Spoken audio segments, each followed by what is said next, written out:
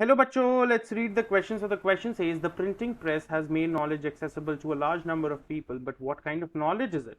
Is it of any lasting character? Books have become a commonplace, and when we say that books like Sexton Blake series sell like hotcakes, we have an indicator the type of knowledge the average person in vast crowds seek. Let me tell you about an incident that occurred a few years ago in America. An American publisher printed 1 million copies of Charles Dickens' work in the hope of easily selling them in the author's name. But, to his disappointment, no amount of publicity or advertising could help him sell the books.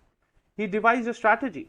While exhausted, he tore off the cover pages, replaced the title with covers containing sensational love headings, and advertised the new books once more. All the books were gone in a week. We are not concerned with the morality of the bookseller's action here. It is worth noting that only books of sensational nature are actively sought after by ordinary people, with a strong aversion to serious study. As a result, the grand argument that the printing press has made knowledge available to the masses is clearly fallacious and misleading. To put it another way, it has created a taste for low order books. On the basis of your understanding of the passage, answer the following question. Choose the correct synonym for the word aversion. Option A, unwillingness. Option B, liking. Option C, leaning. Option D, tendency. सो बच्चों आइए, सबसे पहले हम लोग passage समझते हैं क्या है. तो जो प्रिंटिंग प्रेस है उसने नॉलेज तो एक्सेसिबल बहुत लोगों को करा दी है, पर ये जो नॉलेज हम लोगों को मिल रही है ये कैसी टाइप की नॉलेज है? क्या ये कोई छाप छोड़ पा रही है? Is it of any lasting character? अब जिसने भी ये पैसेज लिखा है, ऑथर ऑफ द पैसेज, एक एग्जांपल देता है सेक्सटन ब्लेक सीरीज का, जो बहुत ज्यादा बिकती थी and it used to sell like hot cakes. तो ये दर्शाता है कि कैसा एक एवरेज आदमी नॉलेज ले रहा है अपने दिमाग में. तो यहाँ पे एक इंसिडेंट की भी बात करी गई है विच इज ऑफ अमेरिका. एक अमेरिकन पब्लिशर था जिसने लाखों कॉपी चार्ल्स डिकन के वर्क की, चार्ल्स डिकन के नॉवेल्स की छाप दी, उसके काम की छाप दी, और उसने ये सोचा कि ये तो बस ऑथर के नाम पे बिक जाएगी. बट ऐसा नहीं हुआ. उसने बहुत पब्लिसिटी करी या एडवर्टाइजिंग किया, पर तब भी वो बुक्स नहीं बेच पाया. तो उसने एक नई स्ट्रैटेजी अपनाई, एक नया प्लान अपनाया, और उसने सारे कवर पेजेस को फाड़ दिया और उन कवर पेजेस के टाइटल्स को रिप्लेस कर दिया सेंसेशनल लव हेडिंग से, और फिर अपनी बुक्स दोबारा री एडवर्टाइज करी, और इस बार सारी बुक्स एक हफ्ते में बिक गई.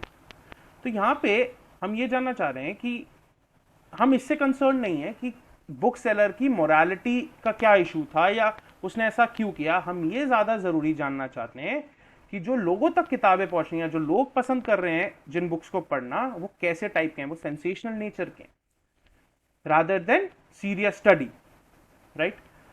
जो प्रिंटिंग प्रेस ने लोगों तक किताबें पहुंचाई हैं, क्या वो किसी दूसरी राह पे लोगों को लेके जा रहा है और ऐसा टेस्ट डेवलप कर रहा है सेंसेशनल नेचर की किताबों पढ़ने का लोगों का, रादर देन सीरियस स्टडी? तो उस पर यह पैसेज पूरा लिखा गया है.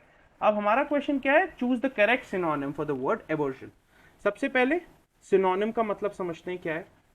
क्वेश्चन को ब्रेक करेंगे, फिर हम लोग मतलब समझेंगे.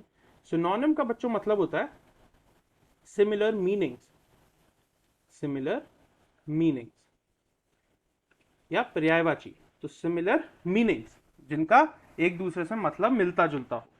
अब यहां पे वर्ड है एवर्जन बच्चों. अब जहां पे वर्ड एवर्जन यूज किया, एक बार उस सेंटेंस को हम लोग पढ़ेंगे, उस सेंटेंस देखेंगे एक बार हम लोग. कहां लिखा हुआ है aversion? That it is worth noting that only books of sensational nature are actively sought after by ordinary people with a strong aversion to serious study.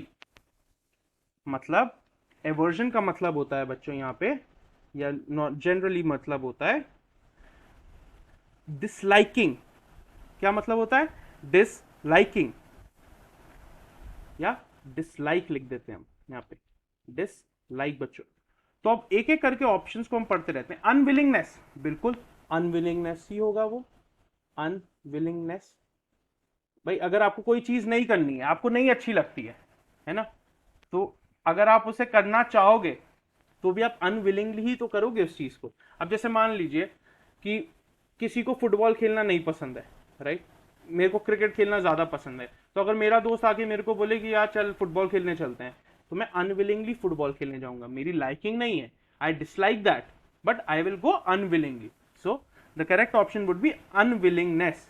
अगर मैं ऑप्शन बी की बात करूं विच इज लाइकिंग, तो ये तो opposite हो गया, यहाँ पे तो मतलब होता है डिसलाइक, तो लाइकिंग तो कहीं से नहीं हो सकता। लीनिंग मतलब मैं कहीं मेरा झुकाव है, उस चीज को पसंद करता हूं मैं। टेंडेंसी फिर मेरा कहीं किसी चीज को करने की चाह है। So the correct option would be option A, unwillingness, कि मैं उस चीज को नहीं करना चाहता, I am not willing to do that. Option A, unwillingness. I hope you understood it well. Best of luck.